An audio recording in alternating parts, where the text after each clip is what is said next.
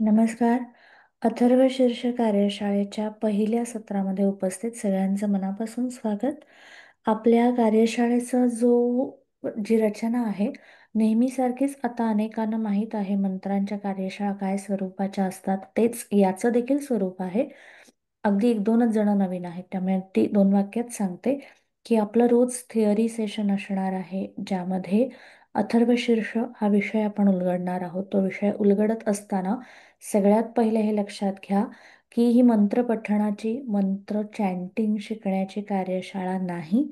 फक्तच पठण केलं आणि त्याचा अर्थच माहिती नसेल, त्यातलं अर्थगर्भता किंवा अर्थाच्या खोलवरच जर उतरता आलं नाही, तर मंत्रांचं पठण व्यर्थ आहे. मंत्र हे नादाघाताचं शास्त्र आहे, पण त्याचबरोबरीने मंत्र हे नादातल्या अर्थगर्भतेचं, अक्षर आहेत ना, त्या प्रत्येक अक्षरांमध्ये उतरण्याचं देखील शास्त्र आहे. त्यामुळे आपण आपला भर हिलिंग हबमध्ये आपला सगळा भर हा असतो की प्रत्येक मंत्राच्या गूढ अर्थापर्यंत आतपर्यंत पोहोचणं, आणि मग नुसतं पोहोचणं नाही, त्याचे प्रत्यक्ष अनुभव घेणं. त्या दृष्टिकोनातून प्रत्येक मंत्राच्या कार्यशाळेत आपण उच्चारण बघतो, पण त्याचा समग्र अर्थ, त्या अर्थातला गूढ अर्थ, रीडिंग बिटवीन द लाईन्स असं ज्याला म्हणतात, त्याच्यावर आधारित प्रयोग किंवा प्रक्रिया आणि त्यावर आधारित ध्यान साधना, असं समग्र नैवेद्याचं ताट कसं असतं, छान पंचपक्वान्नांचं ताट वाढलेलं असतं, तसं या कार्यशाळा पंचपक्वान्नांच्या ताटासारख्या परिपूर्ण करण्याचा प्रयत्न असतो की सगळ्या बाजूनी सगळे आयाम आपण त्याच्यात अनुभवू आणि त्याचा प्रत्यक्ष प्रयोग करू शकू. आजच्या पहिल्या दिवशी, अर्थात पहिला दिवस म्हटलं की ओळख हा आपला विषय असतो. आता आपला समूह मोठा आहे, त्यामुळे अगदी इंडिव्हिज्युअल ओळख आधी आम्ही घ्यायचो की प्रत्येकाने नाव सांगा, हे तू सांगा, ते आपल्याला शक्य नाही होणार. पण आपण आजच्या विषयाच्या ओळखीने सुरुवात करूया. त्याच्यासाठी एक छोटीशी पीपीटी आहे, ती इथे शेअर करते.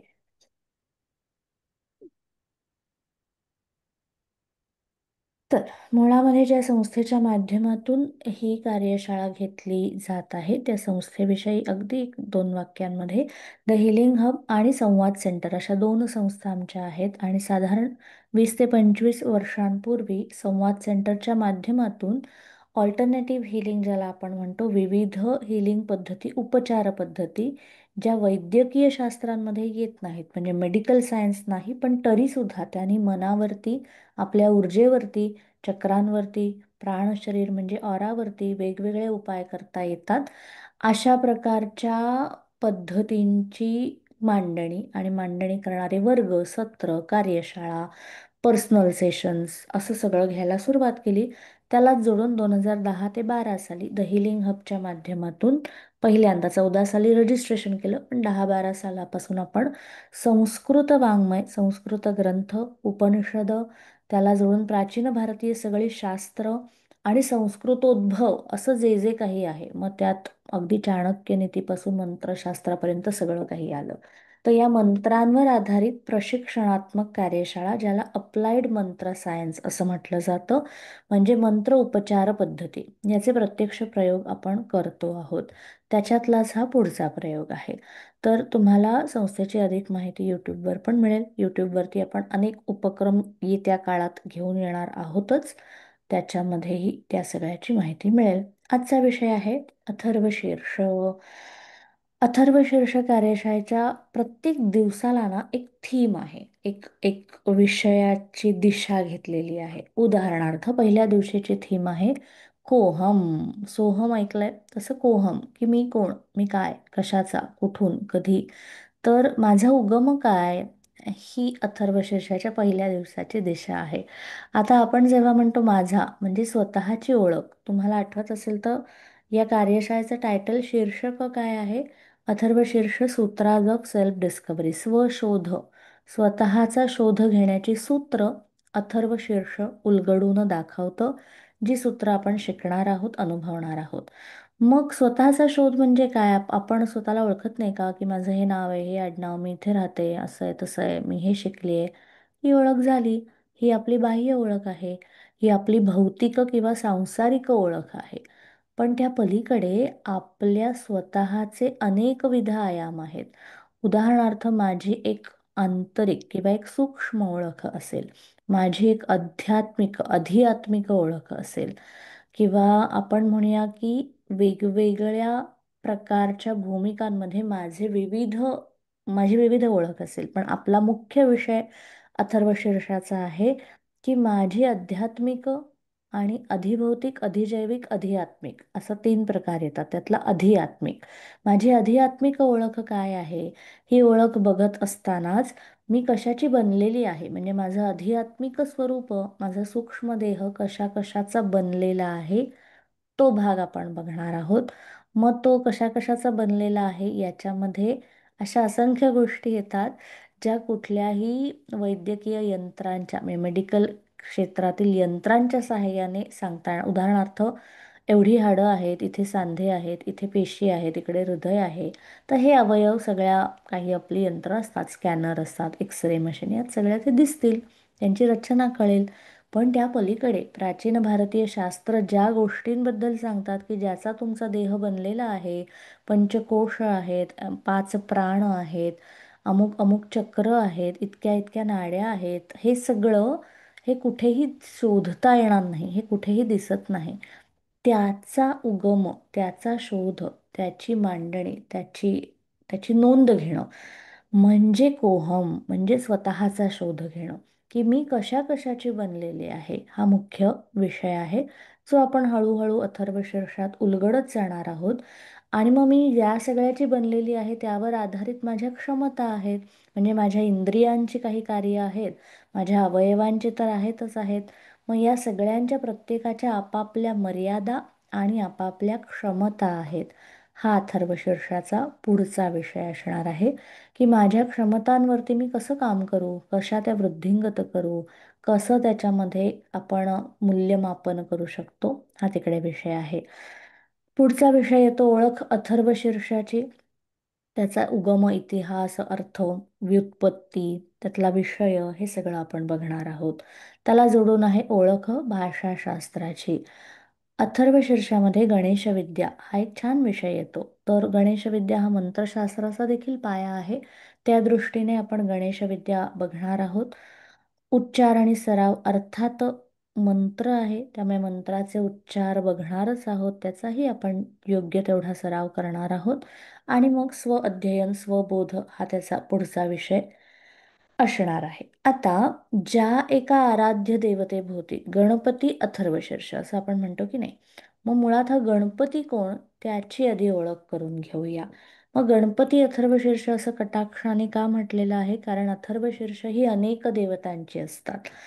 तुम्ही हे कधी ऐकलं असेल तर चालिसा, गायत्री मंत्र, अथर्वशीर्ष भरपूर देवतांची असतात.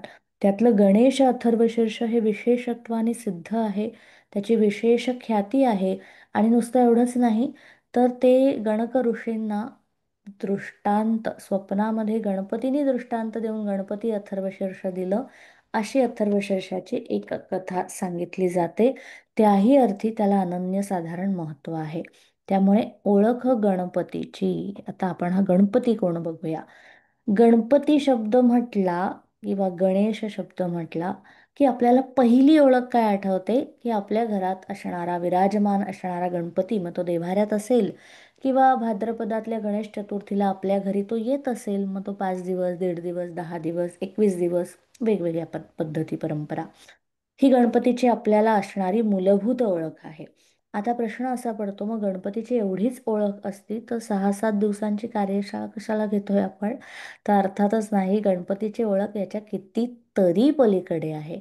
मग आपल्या घरांमध्ये जो पार्थिव गणेश, किंवा ज्याला आपण गणेश मूर्ती म्हणतो की नाही, मूर्तीची प्राणप्रतिष्ठा होणार आहे आता.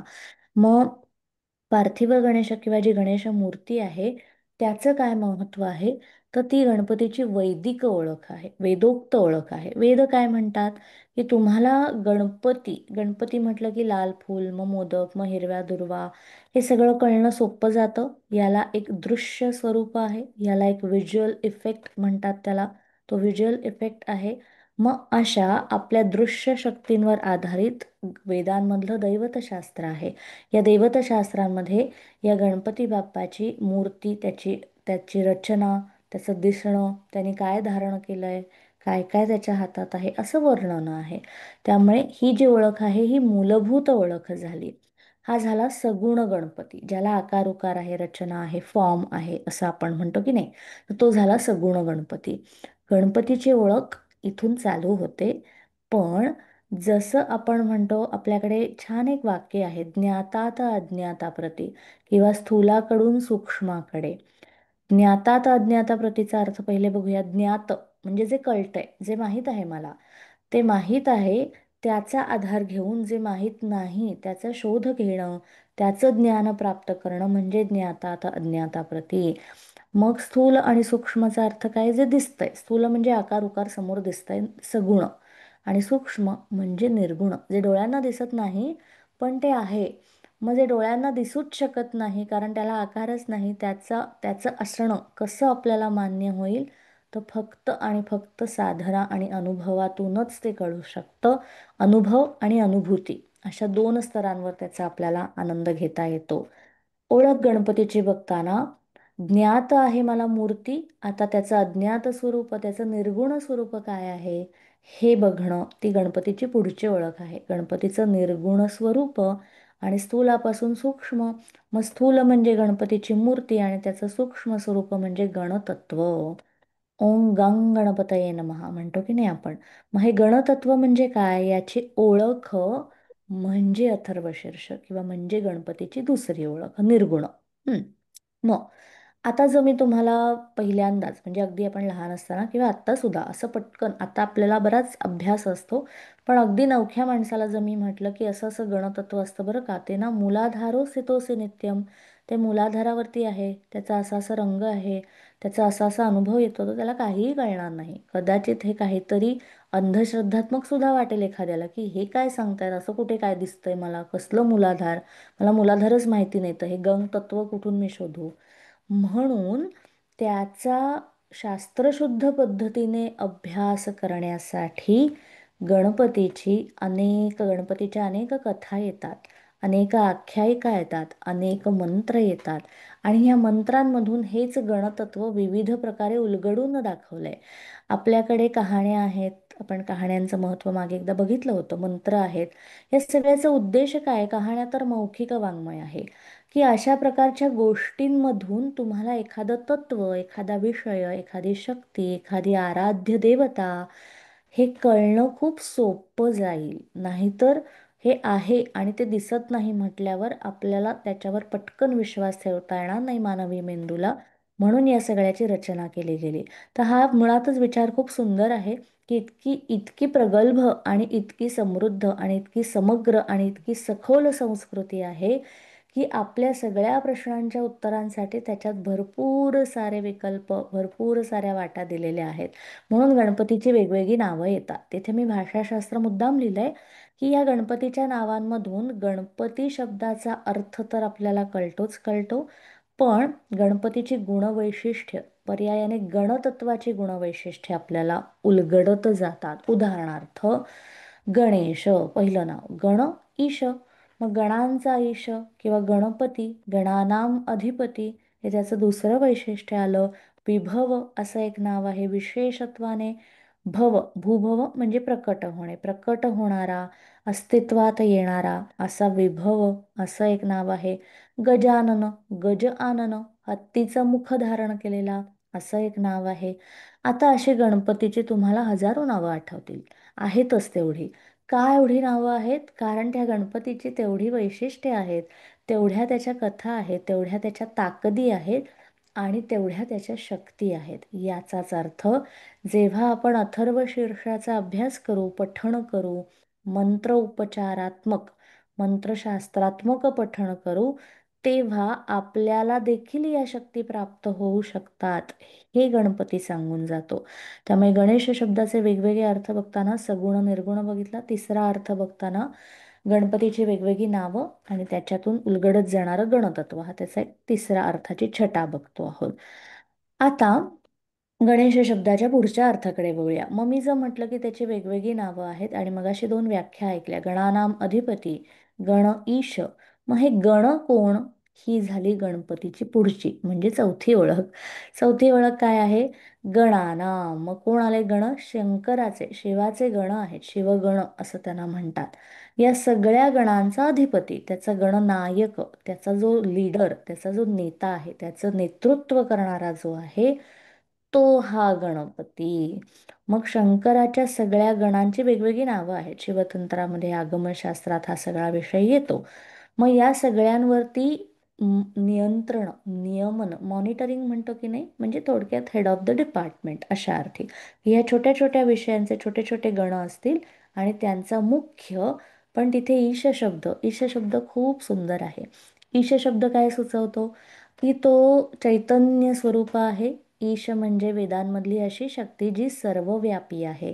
आपण श्रीसूक्तातही याचा अनुभव, आनंद आणि अर्थ बघितला होता की E, internet, e commerce, E प्रणाली असं काहीतरी जे एकाच जागी संपूर्ण जगाला व्यापून टाकतं, या असं सामर्थ्य असणारं ई हे तत्व आहे. मग आपल्याला इंटरनेट पटू शकतं, तर ईशतत्व पटायला काहीच हरकत नाही. इंटरनेट तरी कुठे डोळ्यांना दिसतंय?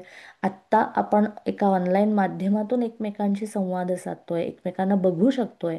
पण मला जर कोणी सांगितलं की या देशातून त्या देशात कुठे जात आहेत या तारा, दाखवा बरं मला, तर आपण दाखवू नाही शकणार. पण त्याची एक रचना आहे, त्या फील्ड आहे, एनर्जी फील्ड म्हणतो आपण त्याला. तर त्याचं एक ऊर्जेचं एक सर्किट आहे ज्याच्या माध्यमातून ही प्रणाली चालू आहे. तसं वेदांचं, तसं अस्सल भारतीय आमचं ईशतत्व आहे, जे सर्वव्यापी आहे. आणि त्याचा मोठा गुणधर्म, ते सगळ्यांना समप्रमाणात समप्रमाणात सगळ्यांसाठी आहे. म्हणजे याला कमी त्याला जास्त असं काही नाही आहे. गणेश या शब्दाची छोटीशी ओळख, की असं चैतन्य स्वरूप, असं ईश तत्व, जे सगळ्या गणांवरती समत्वाने अधिपत्य गाजवतं आणि हे अधिपत्य गाजवत असताना सर्वांसाठी ते समत्वाने समान प्रकारे उपलब्ध आहे. मग गणपतीची वेगळी नावं आणि हा अर्थ बघताना गणेश या शब्दामध्ये आणखी एक, गण शब्दाचेच मुळात खूप अर्थ आहेत, ते आता 2-3 अर्थ बघूया आणि मग गणपतीची पुढची 5वी आणि 6वी, 5वा 6वा अर्थ बघूया. गण ह्याचा एक अर्थ होतो संगणक, गणकयंत्र, जनगणना, हे शब्द आठवा. संगणक म्हणजे काय आहे? कम्प्युटर. मग कम्प्युटरचा अर्थ काय आहे? की कुठला तरी डेटा ज्याच्यामध्ये सगळा जमवलेला असतो. मग तो शाब्दिक असेल, संख्यात्मक असेल. गणकयंत्र म्हणजे कॅल्क्युलेटर. मग तिथे गणाचा अर्थ काय आहे? की न्यूमरिक, नंबर्सशी निगडित काहीतरी संख्या मोजणं. कॅल्क्युलेट म्हणजे मोजदात, बरोबर. तिसरा अर्थ आहे जनगणना. तिथेही अर्थ काय आहे? मोजदात. जनगणनेत काय करतात? किती लोकसंख्या आहे याचं मोजणं आहे. परत एकदा संख्यात्मक मोजणं आहे तिकडे. त्याला जोडून पुढचं बघूया. भारत गणतंत्र राज्य आहेत भारतात, किंवा गणतंत्र दिवस साजरा करतो का? गणराज्य आहेत. मग गणराज्य म्हणजे ठराविक संख्या आहे त्यांची, इतकी इतकी गणराज्य, आणि त्या गणराज्यांचा गणतंत्र दिवस. पुढचं गणित. गणितमध्ये पण तोच अर्थ आहे, संख्या, मोजणं, काउंटिंग. मग गण शब्दामध्ये हे सगळे अर्थ लपलेले आहेत. आता गणपतीचा अर्थच बदलून जाईल. गणपती ही अशी देवता आहे, 14 विद्या, 64 कला आणि बुद्धीची देवता असणारा गणपती आपल्या क्षमतांचं संख्यात्मक मोजदात आपल्याला शिकवतो. आपल्याकडे काय काय आहे, आपण कशा कशाचे बनलेलो आहोत, याचं संख्यात्मक विवेचन, एखादं संख्यात्मक, आपण एखादा, तुम्ही कुठला रिपोर्ट बघता की नाही, असा अहवाल, असा स्वतःचा अहवाल तयार तयार करून देणारा गणपती आहे. मग गणेश या शब्दाचा हा अर्थ इतका अप्रतिम आहे. आता तुमच्या लक्षात येईल, आपण मूर्तींपासून सुरू करून करून कुठपर्यंत आलो अर्थांच्या प्रवासात. तर एवढा एवढा विस्तृत आहे गणपती, इतका सखोल आहे गणपती. गणपती शब्दाच्याच पुढच्या अर्थाकडे जाऊया. मग गणची संख्या अर्थ कळला. मग गणेशाशी मुळात अनेक संख्या जोडलेल्या आहेत. उदाहरणार्थ चतुर्थी, चतुर्थीचा अर्थ बघूया थोड्या वेळात. तर आता याच अर्थी काही संख्या, काही प्रमाणात एकत्र येणं म्हणजे समूह म्हणून पण गण शब्द येतो. गणपती शब्दाच्या पुढच्या अर्थाकडे जातोय. मग समूहाने एकत्र नांदणाऱ्या, समूहाने एकत्र कार्य करणारा देवता, त्यांना गणदेवता म्हटलं जातं. मागे एकदा आपण गणदेवतांवरती एक छोटीशी सत्र कार्यशाळा किंवा सत्र घेतली होती. या गणदेवता अनेक आहेत. तुम्ही 33 कोटी देव हा शब्द ऐकला असेल, तर ही 33 संख्या गणदेवतांवरनंच आली. त्यात अष्टवसू, 12 आदित्य, 2 अश्विनी कुमार वगैरे वगैरे असे विषय येतात. त्या सगळ्यांचा एकत्रित म्हणून 33चा हा समूह येतो, म्हणजे 33 प्रकारचे हे देव. आता लक्षात येईल की हे या ज्या गणदेवता आहेत, अगदी सोपं उदाहरण, श्रीसूक्तात आपण अष्टलक्ष्मी म्हटलं तर 8 लक्ष्मींचा समूह, 8 शक्तींचा समूह झाला. नवदुर्गा म्हणजे 9चा समूह झाला. संख्या कुठे कुठे आहेत बघा हा, की मंत्रांमध्ये, पुराणांमध्ये, गोष्टींमध्ये, आपल्या सगळ्या सनातन संस्कृतींमध्ये असंख्य ठिकाणी संख्या आहेत. नवरात्र आहे किंवा गणेश चतुर्थी मगाशी म्हटलं तसं आहे. तर ह्या संख्यांना फार महत्त्व आहे. याचाच पुढचा आपण अर्थ बघत होतो. तर समूहाने एकत्र काम करणाऱ्या देवतांचा अधिपती तो गणपती. पती याचा अर्थ पालन पोषण करता, करता करविता सगळं काही, तर तो पती हा शब्द तिथून येतो. मग अशा देवतांमध्ये मुळामध्ये या 33 प्रकारच्या देवतांमध्ये सगळेच आपले सांसारिक विषय येऊन जातात हो. त्यामुळेच आपण जेव्हा म्हणतो ना की नवीन कार्य असेल, नवीन ऑफिस आहे, नवीन घर घेतलं तर वास्तुपूजनेच्या आधी गणेश पूजन होतं. साधं प्रवासाला सुरुवात करताना आपण गणपती बाप्पा मोरया असं म्हणतो. कुठून आलं हे सगळं? कारण माझ्या आयुष्यातले सगळे विषय ज्या देवतांमध्ये येतात त्या देवतांचा अधिपती, त्यांचा मुख्य, त्यांचा अधिकार त्याच्यावरती आहे असा अधिकृत कोण आहे? तर गणपती आहे. आणि म्हणून या सगळ्या विषयांच्या सुरुवातीला गणपती हा विषय येतो.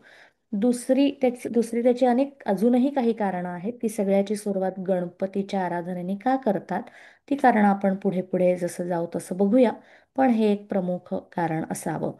आता गणपती शब्दाचे वेगवेगळे अर्थ बघतोय. पुढच्या अर्थाकडे जाऊया. मूर्तीपासून गण शब्दापर्यंत, आणि गण शब्दाचे पण 2 प्रकार बघितले आपण, 2 अर्थ बघितले. आता पुढचा जो अर्थ आहे गणपतीचा तो मंत्रात्मक, म्हणजे ज्याला आपण गंग मगाशी जसं म्हटलं की नाही, तर ह्या मंत्रांची काही शक्ती असते. ह्या मंत्रशक्तीमध्ये सुद्धा गणपतीचा अर्थ म्हणण्यापेक्षा गणतत्वाची साधना आणि गणेशाचा साधनात्मक अनुभवात्मक अर्थ लपलेला आहे. मग गणपतीच्या मंत्रांमध्ये तुम्ही कुठलाही मंत्र घ्या, एखादं स्तोत्र घ्या, श्लोक घ्या, बीजमंत्र घ्या. बीजमंत्र म्हणजे असे छोटे गंग श्रीम अशा अर्थी. तर हे मंत्र घ्या. या मंत्रांच्या नित्यपठणाने, उच्चारणाने जे आपल्याला आतमध्ये स्फुरत जातं, समजत जातं, उलगडत जातं, ते देखील गणतत्व. याचा प्रयोग आपण करणार आहोत. हे ऐकताना पटकन कळणार नाही, पण याचा प्रयोग आपण निश्चितपणे करणार आहोत. म्हणून मंत्र आणि बीजमंत्र. आता गणपतीची ना अनेक प्रतीकं जोडलेली आहेत. उदाहरणार्थ सांगते की एक प्रतीक आहे दुर्वा. गणपतीची ओळख बघताना आपण पुढे पुढे पुढच्या सत्रांमध्ये त्याची समग्र ओळख बघणारच आहोत. पण उदाहरणार्थ दुर्वा, मग दुर्वांकुर किंवा दुर्वारसाची गोष्ट काय आहे? अनलासुराची गोष्ट आहे. गोष्ट फार रूपकात्मक आहे. त्याचा शब्दशः अर्थ घेऊ नका, की ह्या अनलासुराने एकदा काही कारणाने उपद्रव द्यायचा म्हणून असेल, कोणाच्या सांगण्यावरून असेल, विविध कारणांमुळे खूप उपद्रव देण्यासाठी गणपतीच्या देहाचा दाह सुरू झाला. अनलासुराच्या उपद्रवामुळे गणपतीला अतोनात दाह झाला. दाह म्हणजे उष्णता. अनलासुर नावच त्याचं अनलासुर दिलेलं आहे. अनल म्हणजे काय? अग्नी. मग अग्नीचा दाह झाला म्हणजे त्याला उष्णता झाली. असं म्हटलं तर उपचारात्मक गोष्ट आहे ती. त्याच्यातच एक छोटासा थेरपी रेमेडी दिलेली आहे. मग हा दाह झाल्यानंतर ऋषींनी त्याला जसं सुचवलं तसं गणेशाने, आता ही कथा वेगवेगळ्या प्रकारे येते हां, काही ठिकाणी ऋषींचा संदर्भ आहे, तसं दुर्वांचा रस, त्या दुर्वांचं लेपन आणि दुर्वांचा रस प्राशन केल्यानंतर गणेशाच्या शरीराचा अग्नीचा दाह शांत झाला. म्हणजेच अग्नीचा उद्रेक, उष्णतेचा उद्रेक होतो तेव्हा दुर्वांचा रस त्याला शांत करतो. अशी छोटीशी ही गोष्ट आहे. या गोष्टीचं प्रतीक काय आहे, रूपक काय आहे? अग्नी म्हणजे आपल्यामधल्या सगळ्या विविध ऊर्जा. अग्नी म्हणजे आपल्या सगळ्या कर्मेंद्रिय, ज्ञानेंद्रियांचे वर्ण्य विषय किंवा त्यांच्या इच्छा, त्यांच्या भोगाचे, उपभोगाचे विषय किंवा त्यांच्या इच्छा, या सगळ्यात जी ऊर्जा आहे ती म्हणजे ही अग्नीची ऊर्जा. आता आपल्या क्षमतांचा योग्य वापर, अग्नी वाईट आहे का? नाही. आपल्या शरीरामध्ये अग्नी पाहिजेच की नाही? जठराग्नी नसेलच तर भूक कशी लागेल तुम्हाला? त्यामुळे अग्नी पाहिजेच. अग्नी नसेल तर डोळ्यांना दिसणारच नाही. आपल्या दृष्टीला, डोळ्यांना जे दिसतं त्या दिसण्यामध्ये जे तेज आहे ते अग्नितत्वाचं आहे. आपल्या बुद्धीमध्ये जो धारदार बुद्धी म्हणतो की नाही, तीक्ष्ण बुद्धी, ती तीक्ष्णता अग्नीची आहे. आपल्या वाणीचं जे सामर्थ्य आहे ते अग्नीचं आहे. मंत्रपठणात जी ताकद आहे ती अग्नीची आहे. त्यामुळे अग्नीला नाकारायचं नाहीये, पण अग्नीचं योग्य प्रमाण, प्रमाणामध्ये सर्व काही असावे, हे सांगणारं जे आपली संस्कृती आहे. तर हे योग्य प्रमाण साधण्यासाठी म्हणजेच आपल्या या सगळ्या ऊर्जा, इच्छा, आपल्या शरीरातल्या विविध ऊर्मी ज्याला म्हणतात, अशा सगळ्याचं समत्व, हे सगळं नियंत्रणात आणणं. आणि मगाशी जसं म्हटलं, आपल्या क्षमता, या क्षमतांना शांतता, या क्षमतांचं वर्चस्व आणि या क्षमतांचा योग्य वापर करण्यासाठी गणपतीला दूर्वा वाहणं इतका सोपा उपाय आहे की माझ्यामधल्या अग्नितत्वाला शांत करण्यासाठी म्हणून मी 21 दुर्वांची जोडी वाहतो, हार वाहतो. तर हे सोपं असं गणेश तंत्र आहे. तसं गणेश विज्ञान आपण ह्या कार्यशाळेच्या माध्यमातून उलगडत जाणार आहोत. मग आता मी गणेश तंत्र असा शब्द वापरला, तर आपण सामान्यपणे जो घरात बघतो तो झाला आपला वैदिक गणपती. मग तांत्रिक गणपती ही देखील गोष्ट आहे, ती पण थोडी थोडी पुढे बघणार आहोत. तंत्र स्वरूप काय आहे? मुळात तंत्र म्हटलं ना की लोक उगाचच वेडेवाकडे चेहरे करतात, उगाचच घाबरतात. तंत्रात घाबरण्याजोगं काहीच नाही. तंत्र याचा सोपा अर्थ काय आहे? पद्धत, टेक्निक इंग्रजीमध्ये. तंत्रज्ञान म्हणतो की नाही, टेक्नॉलॉजी. मग टेक्नॉलॉजीने आयुष्य सुकर झालं का फारच अधोगतीला गेलो आपण? नाही, खूप गोष्टी सुलभ झाल्या, सुकर झाल्या. आता त्याचा तुम्ही कसा वापर करता याच्यावर आहे, पण आयुष्य सुरळीत आणि सोपं सुटसुटीत होत आहे.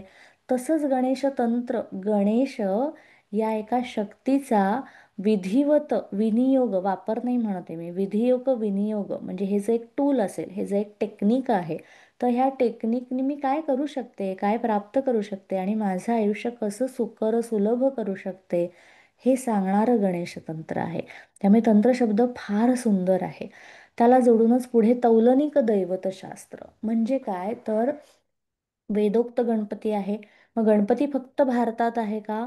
तर नाही. काही बाकीच्या संस्कृती देशांमध्ये देखील गणपतीचं प्रस्थापित असं आलेलं दिसतं, अधिपत्य दिसतं.